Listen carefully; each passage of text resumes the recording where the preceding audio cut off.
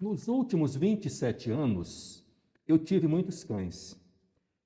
Esse cemitério que estamos vendo comprova. Eu já tenho 20 cães enterrados ali. Cada cão é um ser diferente. Cada um, como seres humanos, tem personalidade diferente do outro.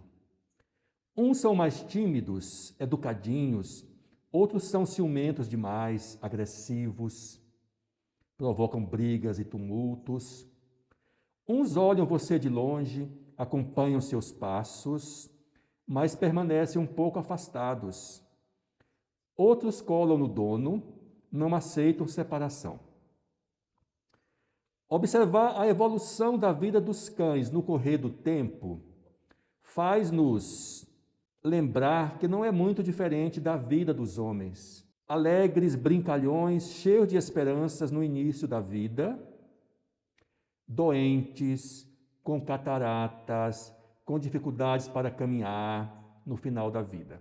A morte de meus cães sempre foi um trauma para mim e para todos os donos de cães, tutores, para todos que prezam os animais e a amizade.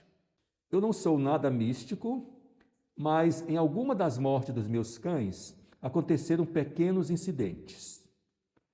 Quando Toinha, que foi a terceiro cachorro que eu possuí, era uma pastora alemã, viveu muitos anos, muito saudável, muito ativa, mas quando ela chegou perto do final, ela estava muito fraca, já caminhava mal, já via muito pouco também, tinha cataratas.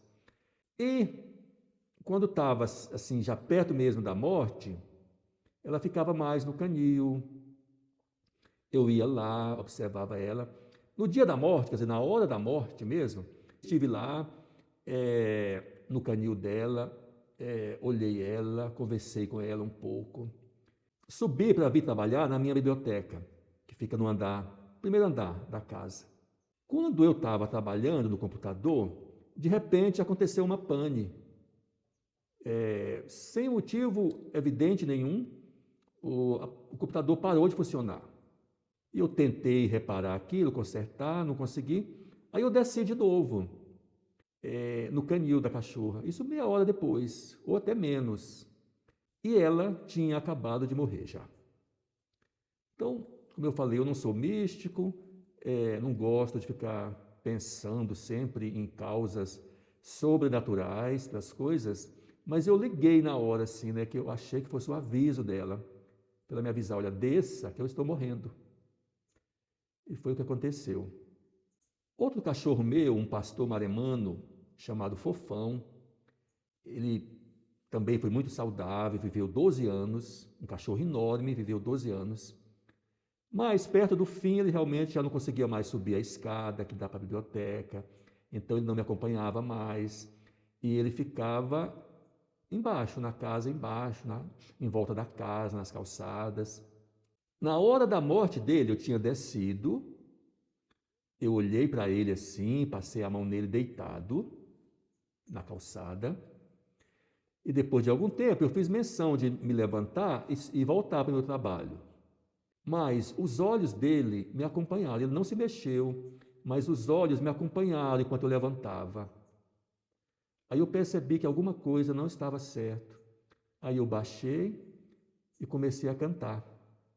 Aquele canto que eu sempre canto para meus cachorros, tanto quando estão doentes, quanto quando são novinhos, filhotes, e chegam em casa que eu vou dar comida, eu sempre canto esse cantozinho, que é um canto religioso antigo, que eu aprendi quando eu era religioso, mas eu acho muito bonito cantar para meus cães, que é um amigo bom e fiel.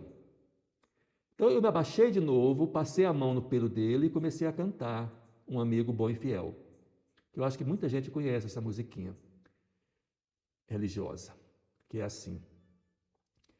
Um amigo bom e fiel vale mais que um tesouro.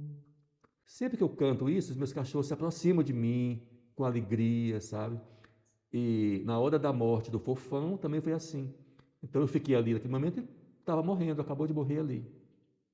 Foi uma história triste, mas ao mesmo tempo eu gostei, porque essa eu presenciei, a morte dele eu presenciei. Né? Eu cantei para ele e passei a mão no pelo dele enquanto ele morria. Quando a Fofinha morreu, que era uma cachorra, a pastora belga Malinois, ela morreu em consequência de fogos de artifício que soltaram na noite de Natal aqui no meu bairro, que é um hábito terrível, porque os cães sofrem, os cães infartam. E minha cachorrinha infartou. Ela passou essa noite do Natal chorando muito, inquieta.